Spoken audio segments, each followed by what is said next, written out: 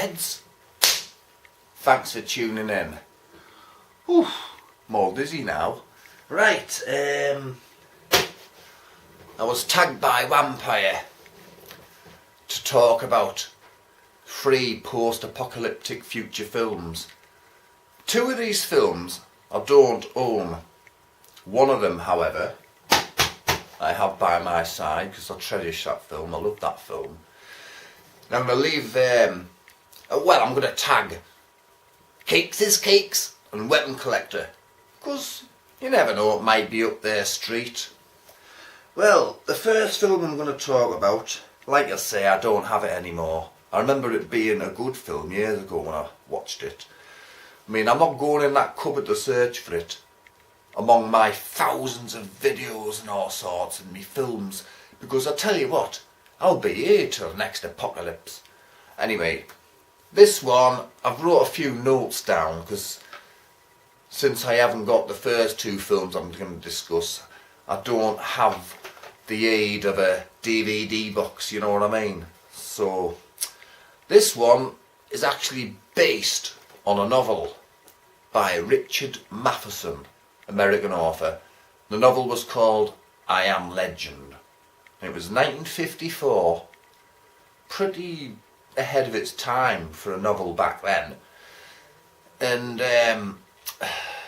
that was adapted into a film in 1964, starring Vincent Price, called The Last Man on Earth. And it was adapted again into a film in 2005, starring Will Smith, called I Am Legend, same title as the novel. But the adaptation I missed out was 1971, which was my favourite out of, well, I must confess, I didn't see the 1964 adaptation, The Last Man on Earth. No, I haven't seen that one. I've seen the Will Smith one in 2005, and I must confess, I wasn't very keen, I wasn't impressed. It was like when I watched it, it was like, I've seen all this before, oh, blah, blah, blah, you know what I mean? But the 1971 adaptation, starring Charlton Heston, Anthony Zerbe, Rosalind Cash, even Paul Coslow's in it. I bet he's young in that. Omega Man. Yep, the Omega Man. Which basically is about, well, the Republic of China, the Soviet Union, started this big chemical warfare, wiped virtually all civilization out. Well, all of it, according to Charlton Heston, because he's wandering around very lonely and that, and he lives at the top of this modified apartment block, and he's got zillions of weapons and ammo and firepower. You know, anyway, due to some kind of experiment with his blood cells, he's like immune, you know what I mean? And that's why he's a survivor. Anyway, he comes across a few more survivors who seem to be immune, but they're not really immune. They haven't got long to live. So, using his blood, he creates a serum and renders them immune also. And anyway, it's about him and the people they're called the family. Well, they start bickering and all that. They're all fighting for survival and stuff in a wasteland of nought, because there's, you know, everyone's dead of the plague and whatever. And it's one of the few films I've seen Charlton Heston dying, actually. Oops, sorry. I shouldn't have said that. Never mind. The Omega Man, 1971. Second adaptation from the novel from 1954. Anyway, second film. This one I don't own. I seen this quite a while back, and I remember at the time it was pretty unsettling. I couldn't even sleep that night. It was on the telly in 1984. It come out the year after The Day After. The American film, The Day After, was about life after a nuclear holocaust. But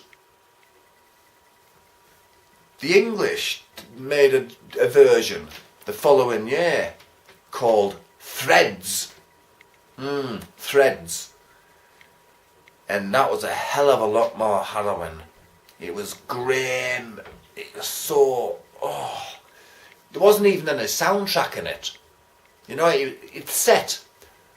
It focuses on a few working class families in this Yorkshire town in England called Sheffield in South Yorkshire. And anyway, nuclear war wipes everyone out. But you know, you get 15 years down the line. What's the next generation going to be like? You've got like 12-year-old kids who can't talk or anything. They've had no upbringing, nothing. There's no schools left. There's nought. It's run by martial law. It's, you know, soldiers everywhere. You get shot on sight because you're just treated like animals, you know what I mean? And it's scary. It's very grim and, you know what I mean? It was directed by Mick Jackson. Written by Barry Hines. Barry Hines wrote A Kestrel for a Knave, which was adapted into a film called Kes, also set in South Yorkshire, Barnsley no less. And who's in this again? Karen Meager, Rhys Dinsdale, David Brierley, Rita May, Nicholas Lane. There's not many people I reckon. I do know the Rhys Dinsdale names from Summit. Anyway, check that out. You probably can get it somewhere. Very, very grim film. Quite a frightening film, actually. Yeah. Threads, 1984. Now, last, but by no means least, made in 1967, also starring Charlton Heston, 20th Century Fox presents Charlton Heston in an Arthur P. Jacobs production. Co-starring Roddy McDowall, oh you've probably already got it now, haven't you? Kim Hunter, Maurice Evans, James Whitmore, James Daly, introducing Linda Harrison as Nova. Music by Jerry Goldsmith. Yeah, I love the music by Jerry Goldsmith. He's an Oscar winner. He won an Oscar for doing the music for The Omen in 1976 and all. But in this, the opening titles, the music's dead eerie and really good. Jerry Goldsmith. Based on the novel by Pierre Boulle, however you pronounce it. Yep. Rod Serling, he always did the screenplay for the Twilight Zone series, didn't he? And directed by Franklin G. Schaffner, Planet of the Apes. Yep, 1967, come out the year I was born. It's aged really well, unlike me. Very good. Basically, Charlton Heston and a little team of astronauts are in this spaceship going on some kind of mission from Earth. Anyway, they end up back on Earth. Unbeknown to them, they think they're on another planet. And it's run by apes. Talking apes. And the only humans they've come across can't even talk, and they're just mutes, they're dumb, you know, they're like animals really. So it's quite a role reversal kind of thing, innit? We're supposed to have come from apes, yet in this, apes have come from us, and they're ruling the world. Well, of course, this is after a great big massive gigantic enormous huge whopping nuclear holocaust. which none of them know about, and the sole survivor, Charlton Heston, he's getting chased around this village by all these apes, and up until this point he can't talk, because he was shot in the neck earlier on. Anyway, they capture him in this net, right, and while the apes are like stood there discussing and arguing which department he should be taken to and who should deal with him first, and the famous line in it, he goes, "Get your dirty paw off me, you dirty damn ape." Something like that anyway. And it's like, anyway, in the end, after a lot of stuff going on and bartering and kidnapping and stuff like that, he's allowed to ride off into the sunset with Nova, who is another mute human, can't talk. And then he sees something, gets off his horse, gets on his knees and goes, "Well, you finally gone and did it, didn't you? You maniacs! You blew it up! Damn you all to hell!"